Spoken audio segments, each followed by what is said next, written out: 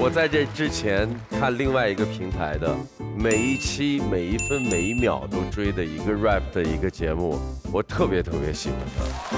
谢谢。你即使去别的团队，我一样会这么夸你，你明白？就是喜欢就是喜欢，而且刚才我在聊你的一些音乐和什么的时候，又来了，我对你的这个音乐有多了解？李荣浩，你不了解吗？这种音乐？不是我等着几位哥哥姐姐讲完呢，我半天没讲。我们俩好喜欢你啊！对，特别喜欢。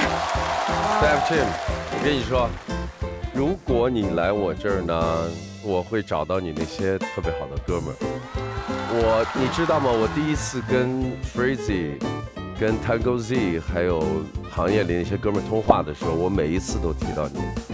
谢谢，真的谢谢。我可以找到你那些最好的哥们儿，让他们帮你后面的每一首给你做的最让你觉得舒服。对。哦，他就是想炫耀一下，认识你身边很多人。稍微说你两句啊，好的。我转过来有几个理由，因为即使到今天，我还是不懂粤语。